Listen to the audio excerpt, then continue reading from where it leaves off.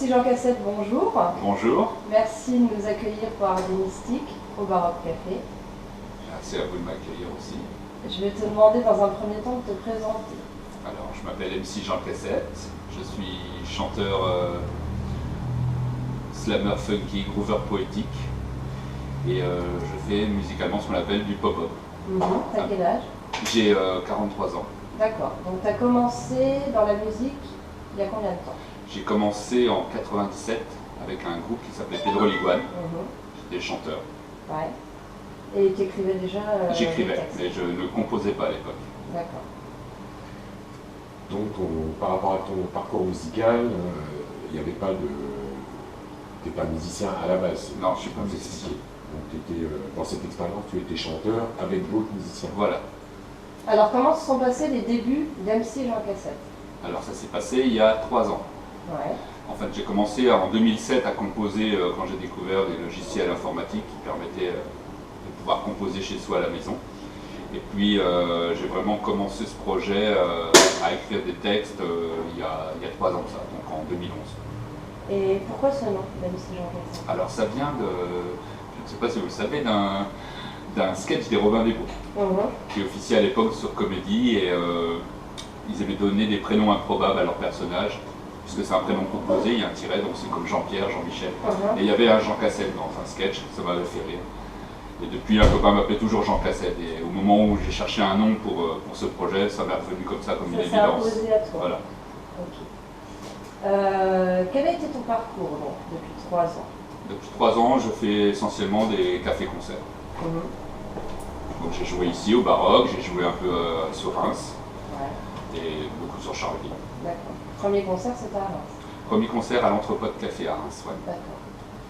Et est-ce que tu peux nous parler du choix, toi, en tant que musicien, donc de la forme musicale que tu as choisie? Donc, un mi-chemin entre l'électro, l'utilisation des machines. Est-ce que tu peux nous dire en tant que... quelle a été ton approche? Alors, au départ, j'avais beaucoup plus de textes que de musique sous le coude. Donc j'ai dû composer de manière autodidacte et j'ai fait beaucoup de samples. Et je reprenais des morceaux de soul music que j'avais piqués sur YouTube. Alors peut-être pas toujours d'une qualité de son extraordinaire. Alors j'essayais de camoufler tout ça avec des nappes de clavier et des beats rythmiques. Et puis au fur et à mesure que le projet a évolué, moi je me suis senti plus à l'aise pour composer. Donc voilà, depuis 6 mois j'ai enlevé les samples et là je me suis mis vraiment à composer de manière à ce que ça soit vraiment mes morceaux. Et on est passé d'un hip-hop un peu old school avec les samples de soul music à une pop un peu plus électro aujourd'hui. Et quelles ont été tes influences musicales, justement?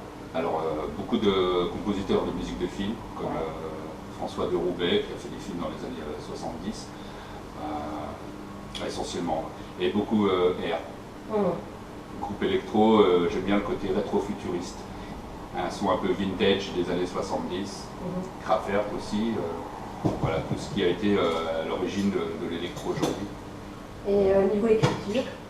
Au niveau des textes, je me situerais sans prétention plutôt du côté de Gainsbourg, Boris Vian, pour le côté décalé. Ouais. Et puis ce que j'aime chez Gainsbourg, c'est que c'est un des premiers qui a donné à la fois du fond à ses textes et aussi la forme, parce qu'il y a l'emploi d'accent tonique et il y a beaucoup de rythmique dans les textes. Le Tall Colver, c'est un peu lui qui l'a inventé avec la chanson comme Initial Bibi, c'était à l'origine un peu du rap aujourd'hui. On sent en écoutant tes morceaux que tu peux te balader dans plusieurs univers, justement. Quand tu parles de Kraftwerk pour l'électro un peu des années 70, tu as une reprise des Pixies, tu parles de chansons françaises. Donc finalement, tu balades entre plusieurs univers. Oui, parce que c'est eux qui m'ont forgé. Les Pixies, c'est ce que j'écoutais moi quand j'étais ado, c'est mes années lycée. Puis à côté de ça, j'écoutais aussi Gainsbourg. Voilà, on n'est pas d'un bloc. Après, voilà, c'est un mélange de toutes ces influences-là qui m'ont construit. La reprise des Pixies, Petit Bishop, est très belle réussite. Je peux bien le dire au passage. Merci. Et que j'écoute régulièrement. Niveau méthodologie de travail, comment tu procèdes? Est-ce que tu écris d'abord, tu composes ensuite? Tout dépend. Je vais avoir des textes que j'ai sous le coude, j'ai pas de musique. Alors j'essaie des fois de composer autour de ce texte-là, ça ne marche pas toujours. J'ai des fois des textes qui restent un peu on va dire en jachère. De temps en temps j'ai des musiques, alors j'essaie d'accorder les deux, mais bon, j'essaie le plus possible de travailler les deux en même temps. Qu'il y ait vraiment une cohésion entre la rythmique du texte et la rythmique musicale. D'accord. Et tes textes, comment tu procèdes pour écrire? Alors, déjà, j'essaie de trouver un thème, alors qui était déjà abordé ou pas, peu importe. Et ce que je vais faire, c'est pendant 2-3 semaines, je vais faire du brainstorming, je vais noter tout ce qui me passe par la tête, qui se rapproche de près ou de loin au sujet que j'ai envie d'aborder. Et puis après, le plus dur reste à faire, c'est de couper, de trancher, d'enlever les fausses bonnes idées, parce qu'il y en a souvent, ce qui ne sert pas à l'histoire, et puis ce qui va le mieux au niveau des rimes, au niveau du nombre de pieds, bon ça c'est pas trop important. Mais voilà, après c'est la monture du texte qui est le plus important. Et cette manière de travailler peut aboutir toujours à quelque chose, où il y a des fois tu non, laisses tomber pas toujours. J'ai des textes, j'ai des débuts de textes que finalement j'ai laissé tomber. Des fois on est enthousiaste, mais puis après on se dit finalement. À la relecture, t'es pas. À la relecture, ouais, ou alors je vais avoir un couplet qui est pas mal, puis je me dis après le reste c'est du remplissage parce qu'il faut 3 strophes, et puis des fois dans ce cas-là vaut mieux laisser tomber. Et les sujets évoqués en question, tu parles des termes. Ça parle de tout, ça parle de la vie, ça peut parler de moi un peu, même d'une manière déguisée. Je parle un peu de ma crise de la quarantaine, voilà. J'essaie d'en parler d'une manière légère, mais c'est bien, c'est une sorte de thérapie quelquefois. Puis je raconte aussi des histoires, des histoires un peu anecdotiques. L'impression que ça donne, c'est qu'on sent que tu peux aborder des sujets graves, sous cet angle justement pas léger, mais un peu décalé, un peu décalé, ironique, mais qui n'empêche que ça peut être des sujets graves. Oui, je parle de La déconfiture, qui est une chanson de rupture. Et finalement, je me suis rendu compte, des fois, les gens n'écoutent pas toujours, parce qu'il y a un côté dansant et tout ça, et bon, ils ne vont pas forcément écouter le texte, mais au final, c'est une chanson qui peut paraître gay comme ça, mais qui parle d'une rupture, donc ce qui n'est pas gay du tout. Non, ça vient d'une manière assez spontanée, c'est à l'envie, mais en général, j'y travaille. Moi, je travaille à l'usine et j'ai la chance de travailler comme en MP3, alors quelquefois je me mets des instrumentaux pendant le boulot et puis je réfléchis. Alors les gens pensent que je travaille à l'usine, ce que je fais d'ailleurs, mais en fait je suis ailleurs, je suis souvent en train de chercher des textes, donc disons que je travaille tout le temps. Ça t'inspire? Ça m'a inspiré les robots, par exemple. Ah oui. Ouais. Parce qu'au départ j'ai détourné justement la chanson de Kraftwerk Verte qui parle des robots, sauf que voilà, dans ma chanson les robots sont des humains et ça m'a été inspiré le travail en 3-8 m'a beaucoup inspiré. D'accord. Et on sait que tu as une chanson qui en parle par rapport à Bruxelles et Paris. Si tu peux nous parler de ton rapport particulier à la Belgique. Mais la Belgique, c'est là que j'ai fait mes études après le bac, parce que je me destinais à être dessinateur de bande dessinée, ce qui ne s'est pas fait pour multiples raisons. Mais j'ai découvert la ville, c'était le coup de foudre. Et puis j'aime beaucoup Bruxelles, j'aime beaucoup la Belgique en général pour sa culture, parce qu'eux aussi ont un côté décalé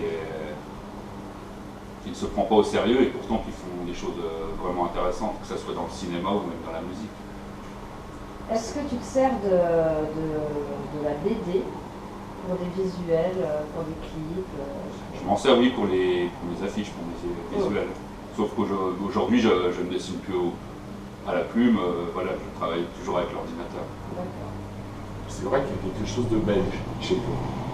Par ce côté décalé, c'est peut-être un compliment ou quelque chose que tu revendiques totalement. Oui, je le revendique, ouais. D'ailleurs, j'ai écrit I Love Bruxelles, je déteste Paris, c'est pas anodin. Je viens de terminer une chanson sur Jean-Claude Van Damme, mais pleine de bienveillance, qui ne se moque pas. Enfin, moi, j'ai vraiment un côté belge que je revendique. Aujourd'hui, c'est devenu tendance. Ouais. Mais je l'étais avant que ça était une tendance. Oui, c'est-à-dire, c'est presque toi qui as lancé on est passé des histoires belges de Guy Montagnier, aujourd'hui il y a plus de respect et on découvre, c'est un pays d'ailleurs qui a des avancées sociales sur lesquelles on pourrait s'inspirer. Je crois que nous on n'a pas de leçons à leur donner là-dessus. Le mariage gay, ça fait 10 ans que ça existe chez eux. Est-ce que, donc moi je reviens vite fait à tes textes, des questions comme ça, est-ce que tu essayes de faire passer Un message particulier? Non, il n'y a pas de message, il n'y a pas de leçon, il y a juste des histoires à écouter. Après, voilà, on aime ou on n'aime pas, mais non, je suis ni engagé ni donneur de leçons, surtout pas. Donc on n'essaie pas d'éveiller les gens. Non. Ok. Quels sont tes projets? Alors les projets, à moyen terme, ce serait de jouer enfin avec des musiciens avec vraiment une formation. Et j'y travaille, enfin, j'ai fait un dossier pour pouvoir bénéficier d'une aide. Après, ça ne dépendra pas que de moi, ça va passer devant une commission. Mais j'aimerais vraiment pouvoir jouer avec des musiciens professionnels, entre guillemets, d'ailleurs sans guillemets non plus. Voilà. Pouvoir offrir une évolution vraiment au projet. Moi, je joue avec ma table de mixage, mon ordinateur. Je pense que dans le cadre d'un café-concert, ça va très bien. Mais après, si on a l'ambition de jouer sur une scène, une vraie scène, je pense que ce serait intéressant de jouer avec des vrais musiciens. Et comment tu abordes ça justement, puisque tu travailles toujours en solo? Ouais. Tu as toujours travaillé en solo, donc comment tu abordes De travailler avec des gens. cette possibilité? C'est pour ça que je précise bien professionnel, j'ai pas envie de faire un groupe. J'ai pas envie de faire de compromis. Je pense que j'ai un univers assez marqué et c'est difficile de le partager parfois avec des gens. Un groupe, c'est une démocratie qui fonctionne sur des compromis. C'est le début du compromis. Voilà, c'est ça. Alors que je pense que les musiciens professionnels sont là pour se mettre au service du projet. Même s'ils peuvent apporter leurs idées, il n'y a aucun problème là-dessus. Je pense qu'ils ont aussi leur mot à dire, mais au final, moi, j'ai envie d'avoir le final cut, quoi. Ouais. Tu veux rester le maître, Voilà. maître à bord, jusqu'au bout. Mettre à bord, et par contre, je ne suis pas hermétique au conseil ni aux critiques. Surtout pas, c'est pour ça aussi que j'ai évolué dans ma musique, que je suis passé pop électro, c'est parce que j'ai su écouter des gens aussi que j'estimais, dont la parole était importante pour moi. La petite question rituelle de fin. Qui n'est pas la plus simple à chaque fois. Pas la plus simple. Qu'as-tu envie de dire aux gens qui vont consulter le site pour les encourager à venir visiter tous tes liens, donc page Facebook, ta chaîne YouTube, etc. Et surtout de venir te voir en concert? Bien, s'ils ont envie de voir quelque chose de différent, quelque chose, voilà, s'ils ont envie de s'amuser aussi. Actuellement, je suis à 200 et des fans sur ma page Facebook. 217 214. Ah, 214. Ça a peut-être évolué depuis ce matin, je ne sais pas. Je ne suis pas allé voir ça. Ça monte tout doucement. Et comme j'avais dit, j'aimerais à 500, je me mets nu. Voilà. Voilà. Et oui, alors donc on avait dit que c'était pour encourager, ça allait beaucoup encourager les dames. Et certains hommes, certainement. Et pour encourager les autres? Et bien à 600, je me rhabille pour les hommes. Ok. Merci MC Jean Cassette. Mais merci à vous. Un petit freestyle, c'est possible? Oui, c'est possible. T'as une petite idée? Oui, alors je vais vous faire une chanson qui s'appelle La canicule sous le bras zéro. Je vous fais un couplet parce qu'on va passer long à Acapulco. Et donc il s'appelle Le Front de Libération du Tennis de Table, qui était une parodie un peu de et alors pourquoi cet engagement vis-à-vis du tennis de table? Alors je prenais une révolution faite à base de tennis de table. Je me suis dit pourquoi pas. Ce sera une révolution inutile et finalement elle aura tout à fait sa légitimité par rapport au mouvement révolutionnaire qui ne marche pas toujours non plus. Sachant qu'une révolution est in fine souvent inutile. Une révolution, elle abolit pas les privilèges, elle redistribue juste le pouvoir à d'autres privilégiés. On l'a vu avec l'histoire. C'est toujours un passage euphorique à un moment donné, mais après c'est la terreur. Souvent derrière. Et puis bon, je fais mon coming out, c'est mon côté anard de droite, moi je crois pas trop au mouvement de masse. Je suis plus dans la révolution individuelle. Tu crois plus à l'individu que voilà. à la notion de groupe. C'est pour ça que j'ai toujours vénéré Jean-Yann ou Michel Audiard, qui étaient des anards de droite assumés. On écoute La canicule sous le bras zéro. Je fais pas de ping-pong dans les campings, moi je sers sur la grande muraille de Chine, j'envoie du punchline. J'ai la baraka, j'ai mis à l'amende plus d'un scélérat. Sur les parquets, j'envoie des top spins. Je dégaine plus rapide que Terence Hill. Je traîne parfois du côté d'Almeria. Même que là-bas, on m'appelle encore Trinidad. Gonflé à bloc, je débarque dans les bacs. J'ai la niaque, j'ai la pêche, la buzz. Je joue du swing et du micro, ça se bouscule dans les bistrots. C'est la canicule sous le bras zéro. J'ai le verbe, ça va de soi. C'est le B.A.B.A. pour tenir la distance comme Rocky Balboa. Même si je n'ai pas la carte aucun piston comme tous ces cons qui font des ronds de jambes et des courbettes. Qui taillent des pites, prêtes à tout pour décrocher le Saint Graal. Dans des MJC locales ou un 5 à 7. dans les festivals. Moi je le dis tout net, je suis snobé, tricard, relégué au fond du tiroir. Je fais pas partie de l'intelligentsia musicale, vouée aux gémonies de l'indifférence générale. Bravo! Merci. Merci beaucoup MC Jean Cassette, on te souhaite beaucoup de réussite. Merci à vous. Et puis à très bientôt. À bientôt. Merci.